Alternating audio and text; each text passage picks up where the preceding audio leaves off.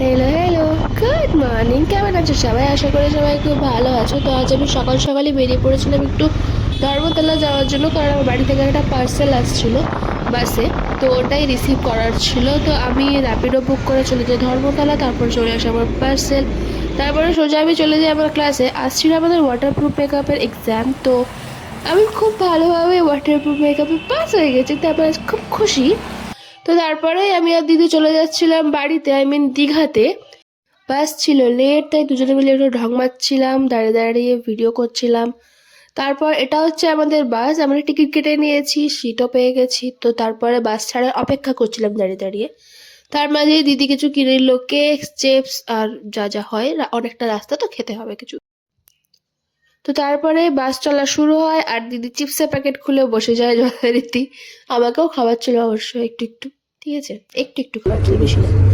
তারপরে নন্দকুমারে বাস দাঁড়ায়, আর আমার প্রচন্ড পরিমাণে খিদে পেয়েছিল, তাই আমাকে দিদি বললো দাঁড়া, একটু মুড়ি এনে দিই তোকে, খা। কারণ নন্দকুমারে ওখানে না কিছুই পাওয়া যায় না মুড়ি ছাড়া। তো আমার না খুব খিদে পেয়েছিল, আমি সেই 8টার সময় খেয়ে ঘর থেকে বেরিয়েছিলাম আর ঘরে ঢুকি। তো তারপরে দাদার সাথে দেখা হলো, দাদা দিয়ে পাঠালো মিষ্টি। তারপরে নতুন নেলস করেছিলাম, তো তাই ঢং মারছিলাম বসে বসে। তোমরাও কমেন্ট করে বললো, ঠিক আছে, নখটা কেমন হয়েছে আমার নেলসটা।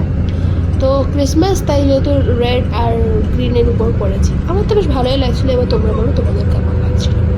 তো এইসব ঢং মারতে মারতেই পৌঁছে গেছিলাম বাড়ি গিয়ে দেখি মা আমার ফেভারিট পিঠা বানাচ্ছিল আমার জন্য, কারণ অনেকদিন পরই আমরা বাড়ি যাচ্ছি। সেবারও বাড়ি এসেছিলাম, বাট মার সাথে দেখা হয়নি, মা গেছিলাম আমার বাড়ি।